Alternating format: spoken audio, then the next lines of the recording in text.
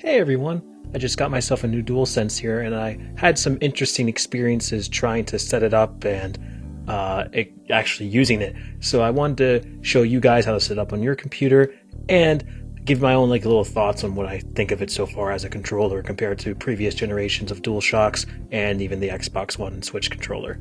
I'm going to get the setting it up section out of the way first, show you what you can do, what you can't do, and what it is and isn't compatible with as of the making of this video. Keep in mind there's been no official drivers released for the thing yet, no official support of any kind. So when you plug it into your computer, it's only going to get detected as a generic gamepad, and most of the features will not work with it. The only things that do work are the microphone and the headset jack. That is it. Every other button, of course, works, but the actual haptic feedback triggers, the rumble, none of that works without proper drivers. So keep that in mind. One of the first things you'll need for hooking up the DualSense is an actual USB-C cable. I happen to have one right here. It does not come with one, just like with the DualShock 4 not coming with micro USB. Luckily, USB Type-Cs are much more durable cables than micro USBs, so and they're becoming more and more common, so it shouldn't be too hard to find one of these, and as soon as you plug it in, it goes right in. As you can see, once it's plugged in, it starts lighting up, and Windows will detect a generic gamepad. It'll make your little doo-doo-doo sound. Now we're going to switch over to the computer. I'm going to show you what you can actually use this thing on. So one of the first things you're probably going to want to check out is DS4 Windows, and you're going to be disappointed, unfortunately. It doesn't work. It doesn't seem to detect anything from the DualSense, any input at all. So if you don't want to plug in wirelessly, you always can connect it via Bluetooth. Now if you're wondering if the official Sony Bluetooth adapter syncs up with it, I can confirm it doesn't. I have one right here, and it just doesn't work. Even though it is just a Bluetooth adapter, I'm assuming it has something to do with the fact it's designed with the DS4, PS4 era, and as we know, even though the DualSense does work on the PS3, it does not work on the PS4. So if you were planning to get rid of your DualShock and use a DualSense instead on your PC, and you want to use it wirelessly with the official Sony adapter, you're going to have to wait till they make a new one, I guess. It does accept standard Bluetooth signals though, like it'll sync with your phone, for example. So if you go to Devices and your Settings menu of Windows 10, you would be able to add it through Bluetooth or other device, and then hit Bluetooth, and then once it starts searching for a Bluetooth device, you do the same thing you do on DualShock 4s. You hold down Share and the PS Home button until it starts blinking, and then it will start pairing the signal. As you can see, it started blinking, and then we just wait for it to sync up. And as you can see, it detected a wireless controller on the Bluetooth, on the list of devices under Bluetooth. Just click on that, start connecting. And bam, it's setting up a device, wireless controller. There you go. So now that you've got it connected, whether via Bluetooth or via just plug in the USB-C, how do you actually use it to play some games? Well, since DS4 Windows doesn't work, we're kind of limited on options. My personal favorite input mapper API, it has to be the built-in Steam one. The setup process is pretty simple. You just go to Steam, Settings, Controller, General Controller Settings. Now, as you can see, I've already set this up, but let me try to go through the process with you again. So for you guys, the detected controller here won't say PlayStation 4 controller. It'll be listed as wireless controller or a generic pad. You have to make sure you have generic gamepad configuration support enabled right here. If you don't, it's not going to detect it. When you click on that, it'll give you this screen, the define layout screen. And what you do here is pretty simple. You just go down the list of all the actions, and you press all the ones you want. Now, I recommend you keep your mouse and keyboard once you reach the screen because it makes the process a bit easier. So what you do is you use the left mouse to click on the button that you want to assign, then you press the corresponding button on the DualSense. So in this case, the primary action, I'm going to make the cross button or X button if you prefer. So I'm just going to hit it on the DualSense, and then bam, that's registered as button 1. So another example, if I want to do up on the D-pad, I click, hit up on the D-pad, and bam, it's that simple. Once you're done, hit save, and you can give it a name and the type. So, for example, I'm going to call this DualSense, and I'm going to save it as a PlayStation 4 type of controller, because that's the closest we're going to get, right? None of these, you can save it as other controllers if you want, but PlayStation 4 is the closest we're going to get, because it has a touchpad button, a share button, a light bar, etc. So then you just hit upload, and bam, now it's saved as a, wait for it, PlayStation 4 type controller. Unfortunately, none of these preferences here actually work because, again, there's no API associated with a generic controller support, but you can still name it whatever you want. So again, I'm going to call this DualSense, and even though rumble is on, you're not actually going to get any rumble either. There you go. And there you go. That's how you use the DualSense on Steam. And because of how the Steam Input Mapper API works, anything you launch through Steam, it's just gonna trick the game into thinking it's a DualShock type controller, or in this case, a DualSense. So, for example, if I want to launch Devil May Cry 5 real quick, and there you go. As you can see, it works, just as the other ones do.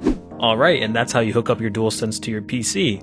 Again, it kind of sucks. You basically have to use Steam because there's no official or even third-party drivers or support yet. But hopefully some will be made soon. The thing did just come out, and the actual console it's supposed to be used with isn't even out yet, so it's all a waiting game. But if you want to use it right now and you already bought DualSense, that's how you hook it up. I'm now going to be starting my little mini review of the controller, so if you're not interested in that, thank you for watching, and I hope you have a good one. God bless. Alright, so right off the bat, I think the best thing about this controller is easily its material. It feels really nice to hold. All the buttons have a lot of like grip to them, especially the new analog sticks. They're much better than the DualShock 4s. You could very easily slide your fingers off on the DualShock 4s, whereas these have that nice tire texture that the Xbox One's controllers seems to have. They're a lot similar to the Xbox One controllers, actually. I have it right here for reference. As you can see, there's a little like tire texture almost to the edge of the analog sticks, and that's now somewhat present, though to a lesser extent, on the DualSenses as well. Another surprising feature about the DualSense that I expected to be terrible but was actually pretty good is the quality on the microphone. I'll leave in a sample later of what it sounds like compared to this microphone, but as you can probably hear from the test you're about to see, it's pretty good, surprisingly so. I still recommend muting that thing immediately at all costs because you don't want you don't want some background noise to be randomly picked up. You have just less control over it. But it is surprisingly a high quality microphone. This is me talking to my Blue Yeti. This is me talking to the DualSense microphone. Another great thing about this controller compared to the DualShock 4 is the share and options button as well as the touchpad. These were awful on the DualShock 4, just straight up. The touchpad less so, but the main problem with the DualShock 4, as I'll show right here, was that with the option and share button, not only were they less elevated from the actual base of the controller, they were also like just kind of slippery, as were most of the buttons on this controller. So you could very easily, unintentionally, press the options or the share button when using the face buttons or the D-pad, and that was infuriating whenever that happened. So I'm very glad that they not only elevated the options and share button on the DualSense, but they also made them much harder to actually accidentally click. They also just feel better to click, period, so that's nice. Much more responsive. The squishiness of the PlayStation button doesn't feel nearly as bad as I thought it would either. I was very surprised by that. All the buttons feel great. As for the D-pads, it's basically the exact same in terms of responsiveness as the DualShock 4. What it's really going to come down to is which material you prefer. I think I personally prefer the material on the DualSense, but I know a lot of people are going to prefer the material on the DualShock 4 because it's just a different material, and this is the material people are used to with this controller and with this D-pad. And as far as the internals are concerned, I'm pretty sure it's the exact same D-pad. I didn't notice any changes or differences or even improvements. It seems to function the exact same way. I played a bunch of Guilty Gear, Dragon Ball FighterZ, and a couple other fighting games and retro games that utilize the D-pad the most. I got pretty much the exact same experience with both D-pads. So you like it, that's great. If you don't like the DualShock 4 D-pad, you're probably going to be disappointed. Now we're going to move on to my negatives, and unfortunately there is a couple. One, the fact that the analog sticks are symmetrical, a lot of people still aren't going to like. Both Xbox and Nintendo have decided to do away with symmetrical analog sticks and stick to asymmetrical, and that just is simply more comfortable for a lot of people. So I don't blame anyone who's going to look at the DualSense and see the continuous decision to stick with symmetrical analog sticks as a problem. Another thing with the analog sticks is that they seem to have more resistance than any other analog stick I've ever used, basically. It's weird, or at least official analog stick.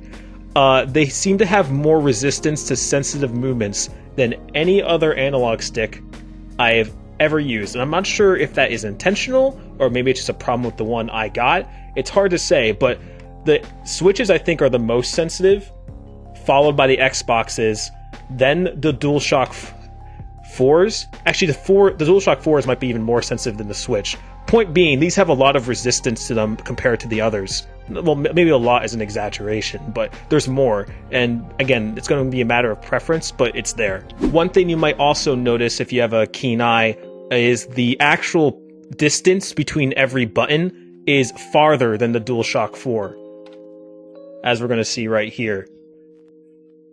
It's kind of hard to tell, but the face buttons are pretty close with this controller, right? You can see the distance between the cross and the square, and similarly the distance between this circle and the square. And as you can see, the gaps are just simply bigger, right? I don't think I'm going crazy here. The gaps are in fact bigger, and as a result of that and the thicker grip, I found it harder to like naturally use my what's it called? How am I forgetting the term for this?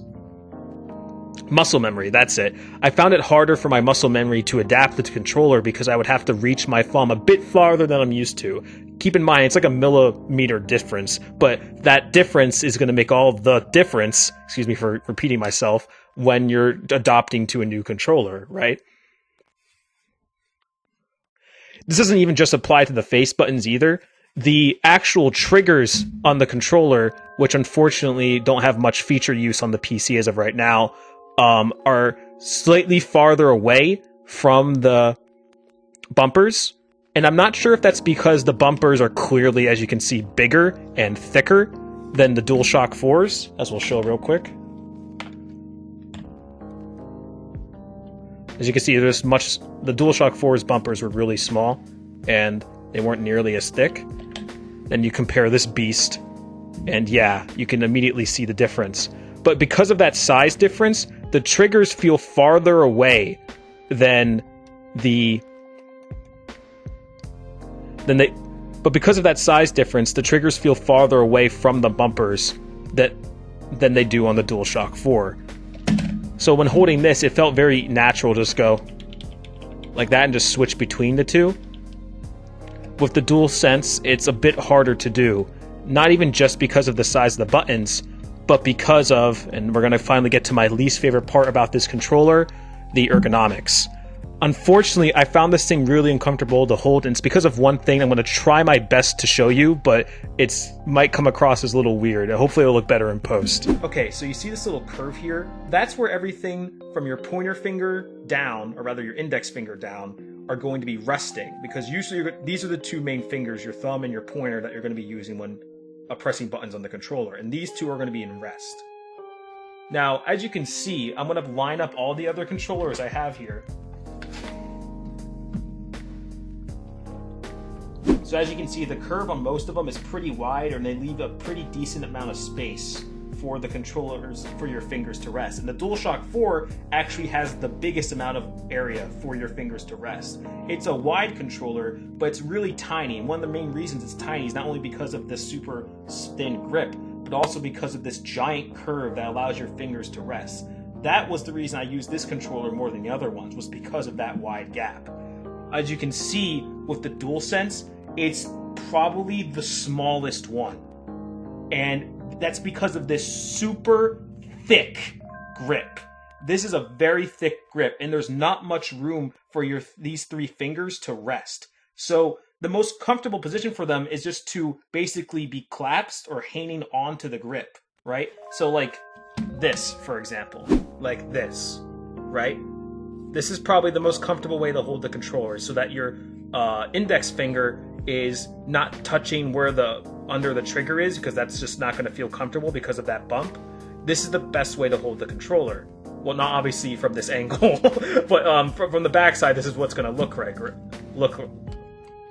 This is what's going to look like, right?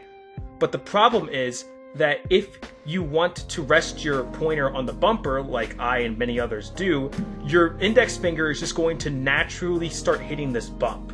So you have to put your index finger down so it doesn't hit the bump, because there's so much surface area for these three fingers to grab onto. You have to put that finger down or it's going to hit that bump. But the problem is, when you do that, your pointer fingers feel super stretched, and it makes it feel like it has to reach longer distances to hit the trigger and the bumper, which are already farther apart than they are on the DualShock 4. I know this sounds like crazy talk, but it is the main reason I found this controller sometimes straight up uncomfortable to hold. It's because of the super thick grip and the super small dent that gives you basically no extra room or space to crunch up your hands and get a firm grasp, while also being able to easily switch between the bumper and the trigger. Again, these are very, very nitpicky complaints, but it is something I noticed that makes it different from the controllers of the past. One of my theories as to why they did that is because as a result of that thick design, you are going to be holding on and touching the controller itself more rather than curling your fingers and holding more air around it. There's not much room to curl your fingers, so it's going to fit completely in your hand, and because of that, you're going to be feeling all the haptic feedback or whatever from that's supposedly revolutionary and going to change the way the controller is used, right? So regardless of the reason why they made that decision, I don't think it was worth the damage it did to the ergonomics of the controller. My middle finger is constantly in pain from having to readjust and not accidentally put pressure on basically right where the right trigger is whenever I go to use this bumper, which is just not an issue I have with any of these other controllers. You have to hold this controller with a different grip, and I'm not sure if that grip is more comfortable to me. In fact, I think it's less comfortable. I have about average sized hands. They're pretty normal. They're about the size of the DualSense vertically, I guess, if that's any measurement. Here it is against the DualShock. It can basically cover the whole thing, which, because it's such a small controller. Here's the Switch Pro controller, and here's the Xbox controller, easily the biggest one, I think. It's a shame because there's a lot of things I really like about this controller, but that thick grip is just the deal breaker for me, I think. It's just too uncomfortable, and it's constantly giving me pains in my hands. I've given it a couple days to, settle, so to speak, to see if I just change up my grip this way, or maybe I play it without the wire plugged in, so there's no extra weight at the top here. That'll make it feel more comfortable. Nothing has done the trick. It's a shame because I think overall the DualSense is a better controller than the DualShock 4, but the extra weight, the travel distance, and the weird thick grip just makes it slightly more uncomfortable to hold in a DualShock, to the point where I think people who like the DualSense, or probably people who prefer maybe an Xbox controller, whereas people who like the DualShock 4 are probably going to think this is a downgrade overall, I think. Now, granted, I've yet to play it with the haptic triggers and what have you, which apparently is where the controller really shines, but until I do get a chance to experience that, I gotta say, I think I still prefer the DualShock 4 as far as PlayStation controllers go. And ergonomics-wise, I still think it's kind of hard to beat the Xbox controller. This does fit a decent chunk of people's hands of any age and any variety, whereas the DualShock 4 is often seen as too small. I don't mind the small size of the DualShock 4 because, again, I kind of like it when my hands have to curl like that, but since my hands aren't allowed to curl on this machine, it's just not something I found natural at all. Anyway, that's my little sloppily put together review of the DualSense controller. Again, overall pretty good, but I feel like it has an identity problem, and the feature set that it was maybe designed around is currently unusable on PC, so for a PC controller at the very least, it's probably not worth buying. Especially since of its insanely high price tag. I believe it's $70 US for every controller. That's a lot. For that money, you could get Xbox or a DS4, which does work on PC, plus $10 left over. Regardless, I hope you all enjoyed. Have a great one, and God bless.